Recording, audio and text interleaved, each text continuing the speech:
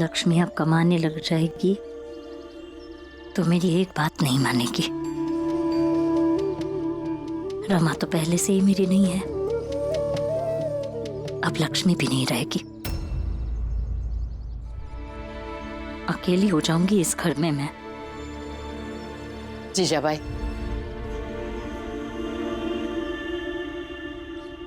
अकेली नहीं होगी तू कभी।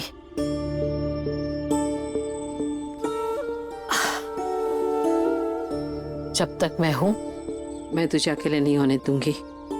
तू भले मुझे बांट कर अलग कर दे, लेकिन मैं तुझे अकेले नहीं होने दूंगी। ब्याह करवा के लाई हूं मेरे भाई के साथ, इसलिए मुझे तेरी चिंता है। चाहे मेरा तेरे साथ जैसे भी रिश्ता हो जाए, लेकिन मटर छिलने में मदद तो मैं ही करूंगी।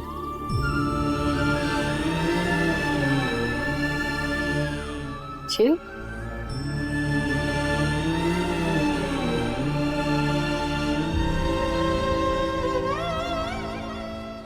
बुआ, आज मेरा काम पर पहला दिन है, आशीर्वाद दीजिए ना।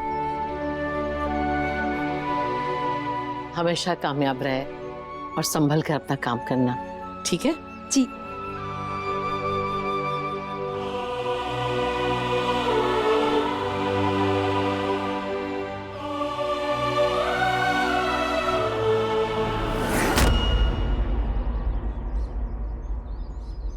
कोई जरूरत नहीं है।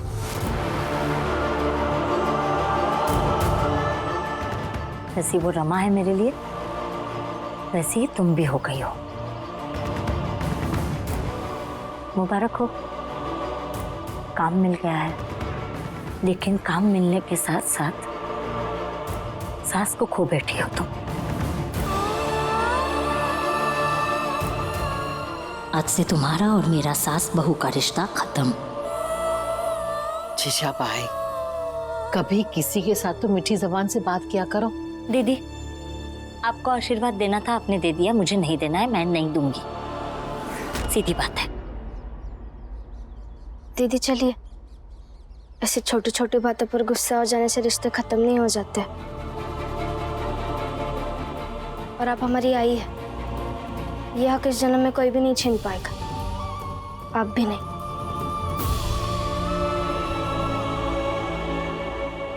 सही कह रही है रमा, रिश्ते इतने जल्दी खत्म नहीं होते हैं। जाओ, तुम दोनों काम पर जाओ बेटा, और संभल कर जाना। जी।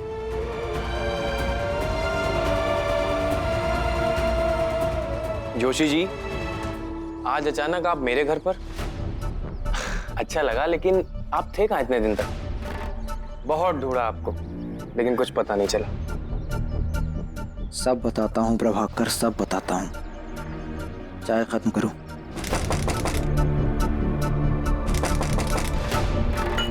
कौन? मैं प्रचंड देव। प्रचंड देव?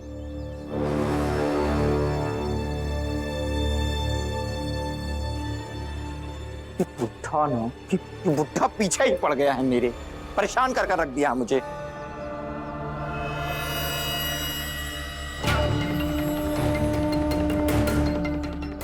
तुम गले में ये टांग कर बाहर जगह जगह भीख मांगोगे तो लोग क्या सोचेंगे, क्या कहेंगे कि हमारे नरोत्तम जोशी जी धर्म और मान्यताओं की कितनी कदर करते हैं। एक पशु की आत्मा की शांति के लिए सामाजिक दंड को भोग रहे हैं। प्रभाकर, दरवाजा खोल। आज इस प्रचंड देव का किस्सा ही खत्म कर देता हूं। ठीक है, मैं खोलता हूं।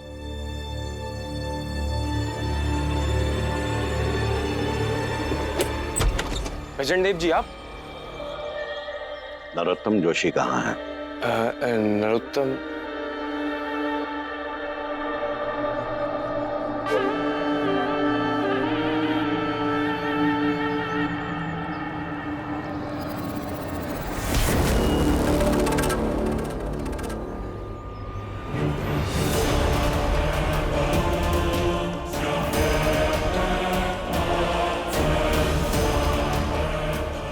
नरोत्तम जोशी तुम्हारा बचपना जाएगा नहीं। बेवकूफ के बेवकूफ ही रहोगे। प्रचंड देव, मुझे अच्छी तरह से पता है कि आप मुझे यहाँ परेशान करने आए हैं, लेकिन हमें इसकी कोई जरूरत नहीं है। तुम्हें परेशान करने नहीं आए हैं हम। प्रचंड देव, मुझे अच्छे तरीके से पता है कि आप यहाँ मुझ पर अपनी खीज निकालने आए हैं। अरे, आपको मैं अपना आदर्श मानता था प्रचंड देव। आपके पद चिन्हों पे चलने का प्रयास करता था, आपके जैसा बनने। तुमने हमारा अपमान किया। हमें अपना आदर्श मानते थे, इसीलिए हमारे लिए अपमानजनक शब्दों का प्रयोग किया तुमने। नरोत्तम जोशी, भूल गए तुम? याद करो कि क्या क्या नहीं कहा तुमने हमको, याद है कि नहीं? आप सिर्फ धर्म का ठेकेदार बनने का ढोंग कहते हैं, ढोंगी हैं आप। ना आप उस भीमराव का पहले कुछ बिगाड़ पाए थे, ना उसे परीक्षा देने से रोक पाए। निर्लज्ज हैं आप, निर्लज्ज। अच्छी तरह समझ गया हूं कि आपसे कुछ नहीं होगा, तो मालिश करवाइए, और मालिश करवाने के बाद अपने हाथों में चूड़ियां पहनकर घर के किसी कोने में बैठ जाइएगा आप। खैर, हम उसके लिए नहीं आए हैं। हमें तुम्हारी जरूरत है नरोत्तम जोशी। भीमराव, उसके घर वाले हमारे लिए, हमारी जात वालों के लिए खतरा बनते जा रहे हैं। कहीं ऐसा ना हो कि हमारे आपसी झगड़े में वो भीमराव जीत जाए।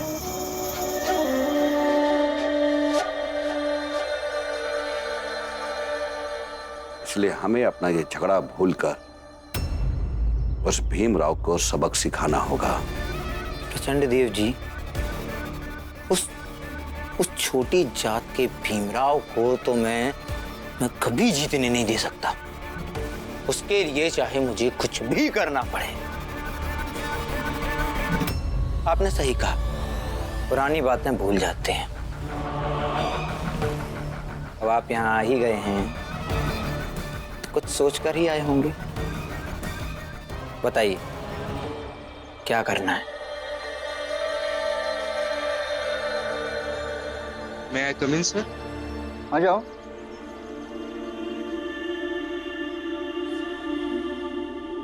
सर, क्या काम करूं? अभी तो कुछ काम है नहीं, जो समझ में आता है वो करो।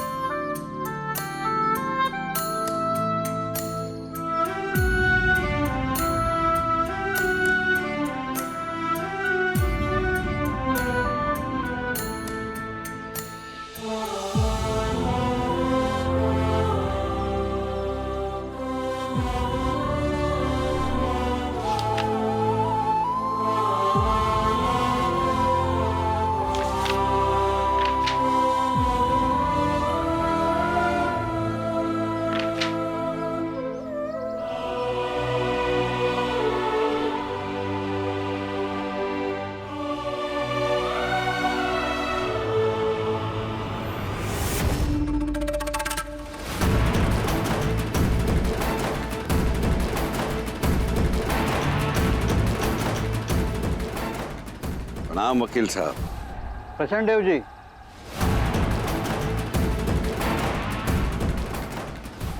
कैसे हैं आप? वकील साहब, ये नरोत्तम जोशी है। बड़ा ही होनहार लड़का है। ये आगे चलकर आप ही की तरह बड़ा वकील बनना चाहता है। इसलिए आपसे अनुरोध है कि आप इसे नौकरी पर रख लीजिए। इसे पैसे नहीं चाहिए, बल्कि इसे आपकी तरह अच्छा और बड़ा वकील बनकर वकालत करनी है। जी सर, मैं आपसे वादा करता हूं कि मैं आपको शिकायत का कोई भी मौका नहीं दूंगा।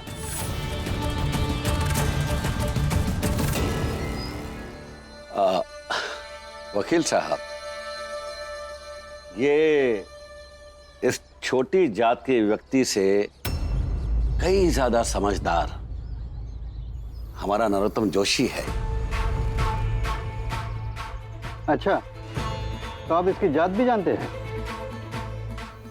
जी, इसकी जात, इसकी हैसियत, इसकी रग रग से वाकिफ हूँ वकील साहब मैं। मेरे ही कॉलेज में पढ़ता है। भीमराव, यहाँ आओ। जी सर। तुम बताओ, इसे काम पे रखना चाहिए या नहीं? अबे वकील साहब, आप भी कमाल कर रहे हैं। इस छोटी जात के व्यक्ति से पूछ रहे हैं आप। ये निर्णय तो आपका होना चाहिए ना। सोच कर रहे हो भीमराव? बताओ, इसे काम पे रखना चाहिए या नहीं?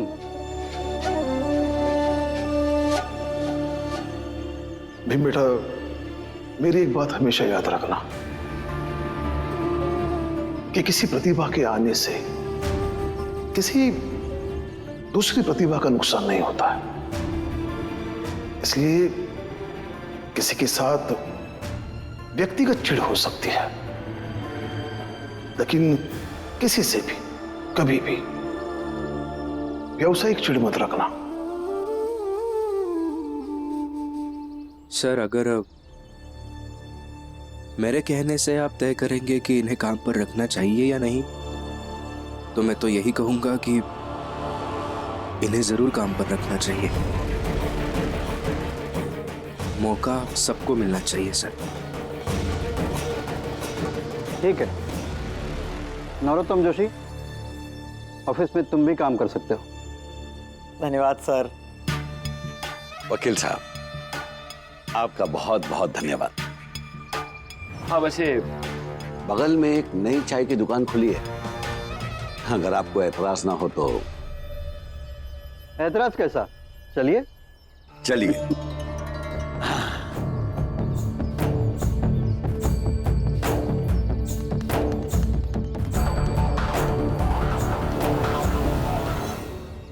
अंधबुद्धि,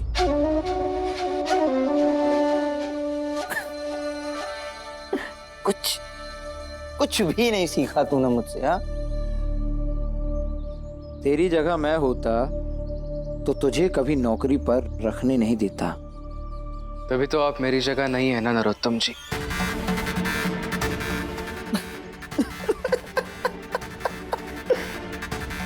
ये भी ठीक है। अब मैं यहाँ आ ही गया हूँ तो तेरी इस काम से, इस ऑफिस से छुट्टी तो करा ही दूंगा। तो एक काम करो, जाकर कोई दूसरा काम ढूंढ। निकल जा। कुछ भी नहीं कर पाएंगे आप। मैं यहाँ काम करता हूँ और करता रहूंगा। आप मुझे ना ही इस काम से भगा पाएंगे और ना ही हमेशा की तरह डरा पाएंगे।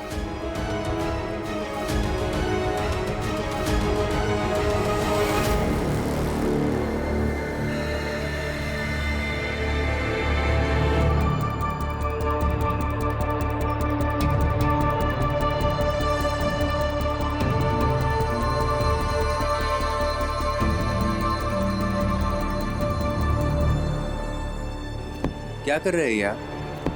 अब क्या चाहिए आपको? ये अरे ये क्या कर रहे हैं आप नरोत्तम जी? हाँ, किताबें दीजिए। मुझे पढ़नी है ये किताबें भीमराव। यहाँ इतनी सारी किताबें हैं, आपको वही किताबें पढ़नी है जो मैं पढ़ रहा हूँ? भीमराव, मुझे मत सिखाओ मुझे कब क्या करना है। मुझे यही किताबें पढ़नी हैं और अभी पढ़नी हैं। आप ये गलत कर रहे हैं। अभी तक इतना तो समझ में आ गया है कि आप सिर्फ और सिर्फ मुझे परेशान करने के लिए यहाँ आए हैं, लेकिन ऐसा करने से आप अपना वक्त बर्बाद कर रहे हैं। मुझे परेशान करके कुछ नहीं मिलेगा आपको। सही है, देर आए दुरुस्त आए। तुम ये तो समझ गए हो कि मैं इस ऑफिस में आया हूं तुम्हें परेशान करने, और समय मेरा नहीं भीमराव, समय तुम्हारा बर्बाद हो रहा है। लेकिन ऐसा करने से आपको कुछ नहीं मिलेगा नरोत्तम जी। आपको कोई हक नहीं है मुझे परेशान करने का, और अभी मैं ये सब सहूंगा भी नहीं। क्या है इस ऑफिस में तुम्हारा नंबर है तीसरा। पूछो कैसे? पहला नंबर वकील साहब का, दूसरा नंबर हाँ किसका? मेरा। दूसरा नंबर मेरा, क्योंकि मैं ऊंची जात का हूं भीमराव। बचा नंबर तीसरा, तो वो तुम्हारा।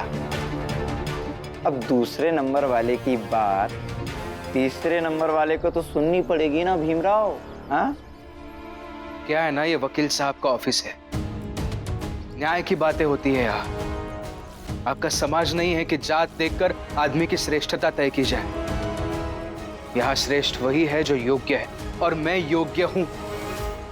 दीजिए मेरी किताबें, मुझे पढ़नी है।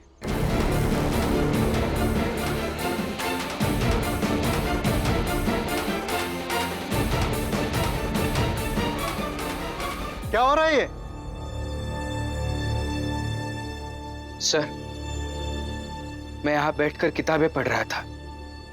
इन्हें वही किताबें पढ़नी है जो मैं पढ़ रहा हूं, छीन ली मुझसे। मुझे उससे कोई लेना देना नहीं है। तुम्हारे आपस के झगड़े में मेरे ऑफिस का नुकसान नहीं होना चाहिए, समझे?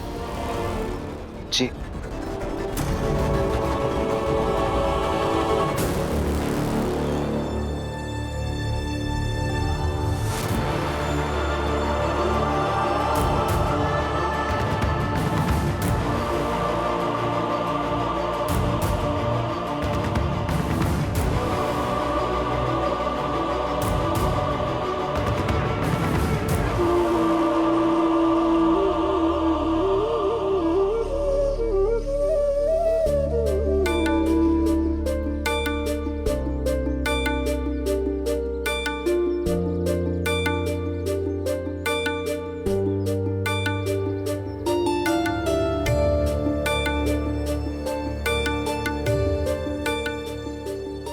ये जमीन तो बहुत अच्छी है, इसे आज शाम को ही खरीद लेंगे। यही बिल्डिंग बनाएंगे। बिल्डिंग बनाने में कितना समय जाएगा और कितना खर्चा बैठेगा, इसका हिसाब करके दो। और मार्केट में बात फैला दो कि मकान बुक किया जा सकता है। जी, मैं भी हिसाब लगाकर बता देता हूँ। और आज ही अखबार में भी एक खबर छपवा दूंगा कि सभी लोग जल्दी जल्दी आकर मकान खरीद लें। 4 घर तो हम ही खरीद लेंगे।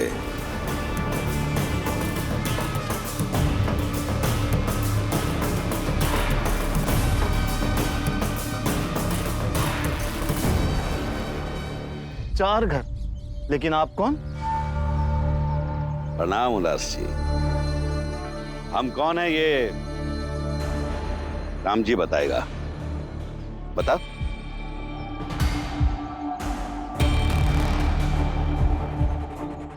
जी, इनका नाम प्रचंड देव है, ऊंची जात के है, बड़े आदमी है। तो फिर कर लीजिए बुक और कागजी कार्रवाई पूरी कीजिए। बिल्कुल कर लेंगे, लेकिन उससे पहले हम आपको एक फायदे का सौदा बताते हैं। अलग चलकर बात करें? चलिए। आइए। ऐसा है उल्लास जी कि हम आपको इस जमीन से कई ज्यादा बेहतर जमीन दे सकते हैं इमारत बनवाने के लिए। वहां पर पहले से ही चाल, झुग्गी, झोपड़ी सब कुछ है। और सबसे अच्छी बात यह है कि वो स्टेशन के पास है। उन्हें अगर वहां से निकाल कर इमारत बनवाएंगे तो आपको कई गुना ज्यादा मुनाफा होगा। कौन सी जमीन? कौन बेच रहा है?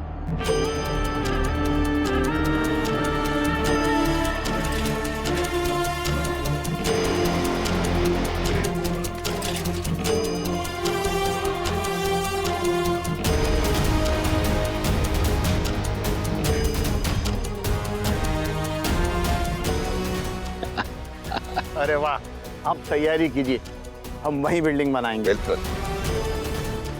राम जी। जी सर जी। तुम घर जाओ, इस जमीन पर अब काम नहीं होगा। दूसरी जमीन के बारे में तुम्हें बता देंगे, वहीं आ जाना। जी।